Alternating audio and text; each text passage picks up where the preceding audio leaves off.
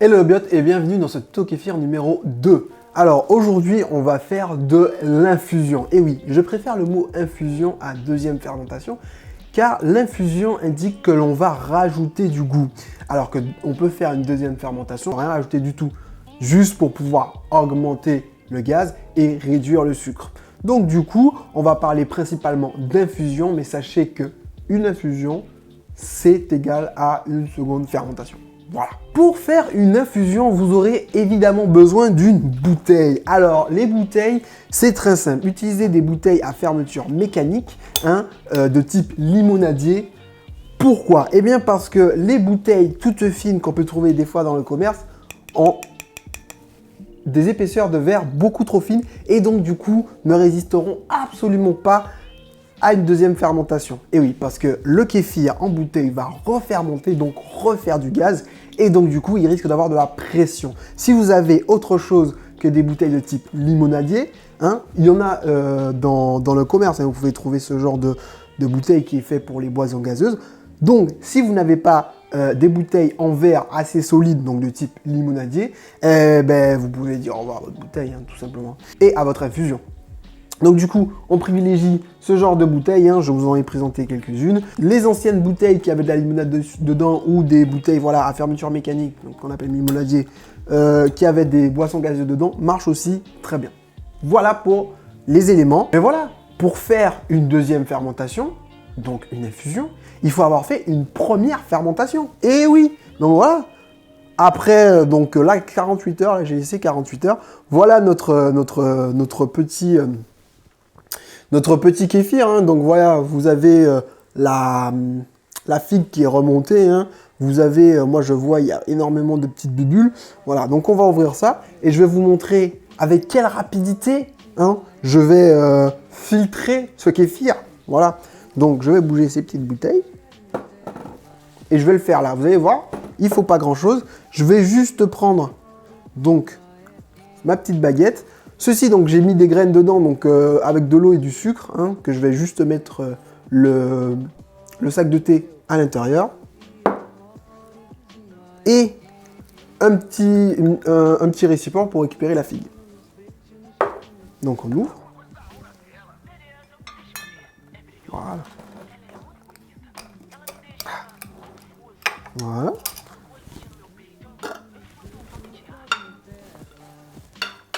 Donc, on va tout simplement récupérer et laisser goûter le sac. Voilà. On le plonge dedans. Voilà, comme il y a déjà du sucre et de l'eau, donc bon, ça c'est très bien. Il va être bien là. Et ensuite, pour donc la petite figue, on va tout simplement la récupérer et la mettre là-dedans. Voilà. Voilà, c'est bon, c'est fait, c'est fini. Il n'y a rien d'autre. Voilà. On peut l'utiliser directement. Mais évidemment, vous avez vu, on a plusieurs bouteilles. Donc, j'ai fait quelques litres de kéfir à côté pour qu'on puisse faire plusieurs recettes d'infusion. Je sais, je tease, mais avant, il faut bien comprendre que pour moi, il y a 3 grandes familles d'ingrédients pour l'infusion. Il y a premièrement les ingrédients frais, donc herbes, fleurs, fruits frais. Ensuite, il y a les ingrédients séchés, fleurs, herbes, fruits séchés. Donc ça, c'est, voilà. Et les jus.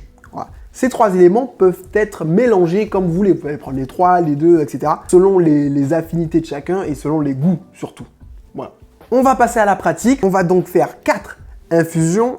Des infusions, on va dire maison. On va mélanger directement les éléments. Et la 4e infusion qui est l'infusion germée où on va se servir d'un élixir. Donc ça, c'est un mélange de fruits, d'herbes, etc. que l'on va utiliser. Donc ça, c'est notre élixir qu'on a sur les germés.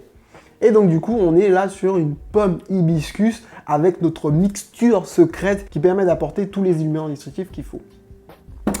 Donc, pour la première infusion maison, on va dire, on va utiliser ici de la pomme séchée, de la citronnelle et on va venir avec donc du coup de l'anis étoilé et de la cannelle relever un peu tout ça. Effectivement, parce que là on va utiliser des produits séchés et frais, donc du coup il faut relever un petit peu avec des épices. Ici, on va utiliser donc un jus d'ananas avec de la menthe. La menthe fraîche a la particularité de pousser quasiment toute l'année. Donc, vous pouvez avoir de la menthe. Nous, on est en hiver là et voilà, j'ai de la menthe. Donc, voilà la menthe. Pour ici, on va utiliser donc de la mangue et de la clémentine, ainsi qu'on va utiliser aussi sa peau. Et oui, parce que la peau, elle est très très parfumée. Voilà.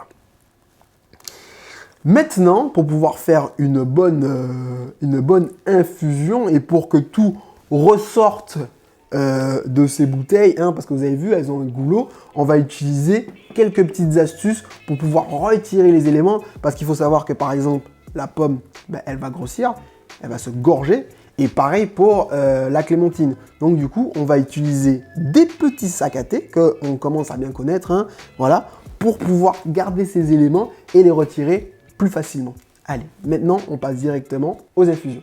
Alors, ce qu'il faut savoir, c'est que moi, en général, j'ajoute 25 centilitres d'éléments autres, que ce soit des jus, etc. Et du coup, je mets 75 centilitres de kéfir, ce qui permet d'avoir 1 litre de produit à la fin. Donc là, j'en mettrai un peu plus parce qu'on n'a pas de liquide. Mais pour les autres, ce sera donc 25 centilitres et environ 75 centilitres de kéfir. Voilà. Donc pour celui-ci, on va mettre à l'intérieur de la petite poche les pommes séchées. On ne va pas non plus trop remplir parce que le goût risque d'être... on ne va pas lui donner de l'air, quoi. On va pas lui donner de l'air, quoi. Voilà. On va mettre la badiane qu'on va écraser facilement. Non, la badiane, on va la laisser comme ça. On peut en mettre quelques-unes dedans, mais bon. Voilà. Ouais, on va les mettre dedans. On va mettre la badiane à l'intérieur. Voilà. On va appuyer sur le tout parce que ça va être... voilà. Parce que il va falloir qu'il rentre à l'intérieur du goulot. Hop, on va mettre la cannelle directement, parce que la cannelle est en tube, ce ne sera pas compliqué d'enlever. Et pareil pour l'herbe, elle ne va pas grossir, donc vous inquiétez pas, ça ne risque rien du tout. Voilà. Maintenant, on va essayer de faire rentrer tout ça.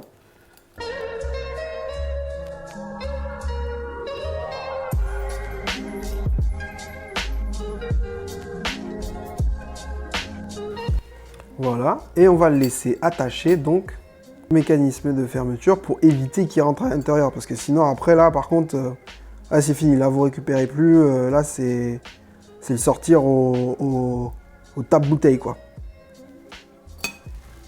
Ensuite, du coup, on va utiliser un petit entonnoir. Donc là, je prends l'entonnoir qui sera certainement dans le kit, comme vous avez vu sur la première vidéo.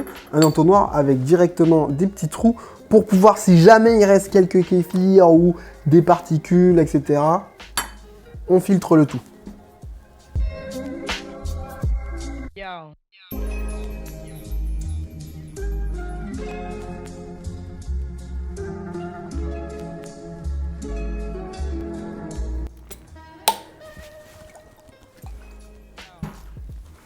Donc là, on va attendre, ne vous inquiétez pas, là pour l'instant, c'est ici, mais en gonflant, en fait, il va prendre tout l'espace et ça va très bien se comporter. Voilà, pour le second, on va utiliser donc de la menthe fraîche, hein, qu'on va écraser pour pouvoir vraiment libérer toutes les saveurs, hein, de la menthe. Hop. Donc là, il y en a une petite dizaine, voilà. Hein. Ça, c'est la simplicité. Alors la menthe, je la mets comme ça. Bon, elle est quand même... Je l'aurais mis dans un petit sac, mais bon, elle est quand même beaucoup plus simple que les autres à sortir. Donc voilà. Je mets donc en centilitres. Hop. Donc je mets mon jus d'ananas. Alors pareil, il faut faire très attention au jus d'ananas parce que le jus d'ananas, en fait, il va beaucoup gazéifier. Ça va vraiment beaucoup, ça va créer vraiment beaucoup de gaz. Donc du coup, il faut faire quand même très attention au jus d'ananas. Hop, 250. Ensuite, on va rajouter donc le kéfir. Donc là, voilà, je vous avais dit, hein, j'avais fait un peu de kéfir en plus. Voilà, comme ça, c'est très bien.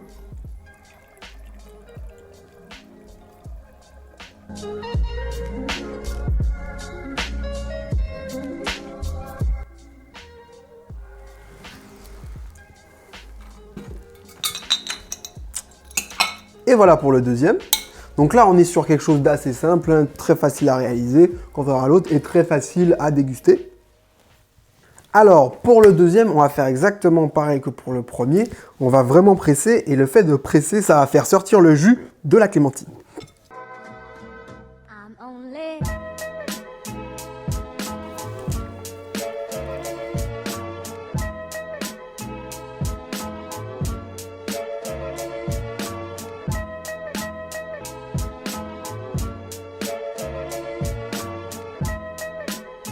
Et voilà, c'est rentré, il suffit juste ensuite de l'attacher.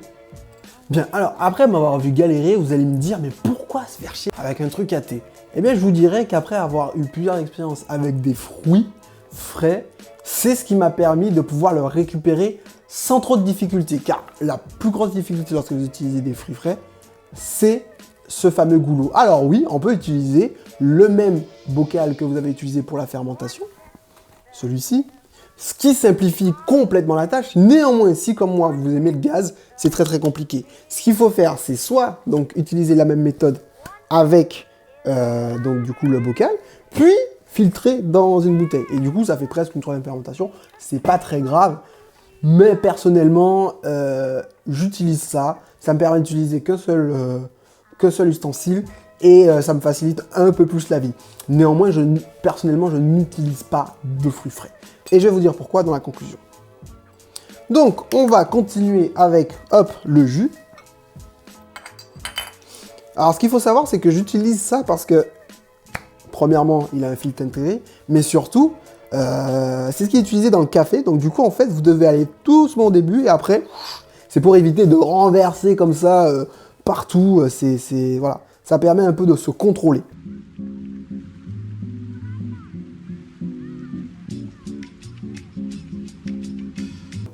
Voilà, et puis on finit donc avec du kéfir.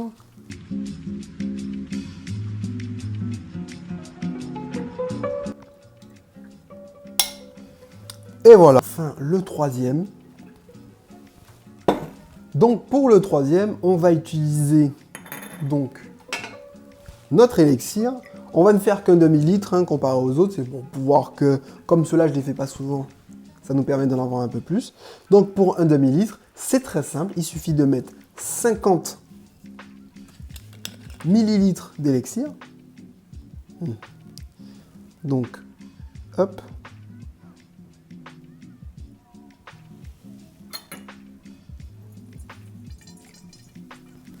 Et la moitié. Et oui, parce qu'en fait, vous avez 40 millilitres ici, 20 millilitres là. Donc du coup, 40 et 10. Voilà. Et ensuite, 500 ml de kéfir, un demi-litre. Voilà.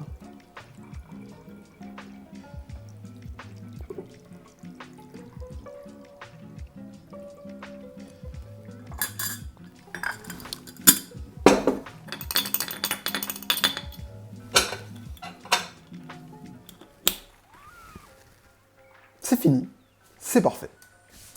Voilà, donc du coup, vos kéfirs sont prêts à infuser. Laissez-les 24 heures à température ambiante. Évitez les garages parce que les températures sont assez basses et du coup, bon, vous aurez moins de gaz. Mais encore une fois, si vous voulez pas de gaz, bon, c'est très bien comme endroit. Mais à température ambiante, autour de 20-22 degrés, voilà, c'est pas mal. Donc du coup, on se donne rendez-vous dans 24 heures, une fois que ce sera fermenté, pour faire une petite dégustation, et oui. Et du coup, vous aurez un peu les avis de chacun.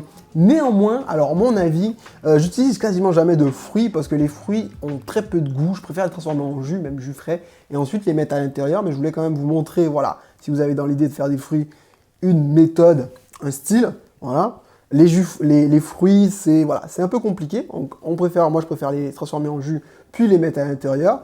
Tout ce qui est un peu herbe et tout ça, ça va. C'est compliqué au service, hein, c'est pas compliqué, c'est juste compliqué de retirer, sinon c'est très très bien.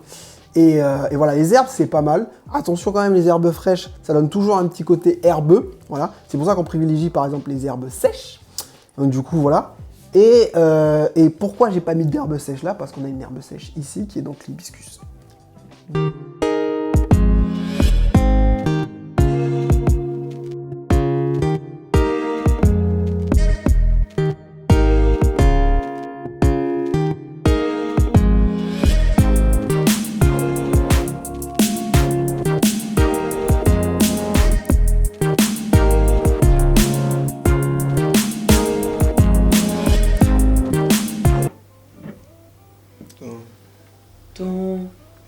j'étais qui? J'ai cru que j'étais son papa. Ah, vas-y, j'en peux. Que des kéfirs frais, c'est ça? T'as pas de sirop dedans.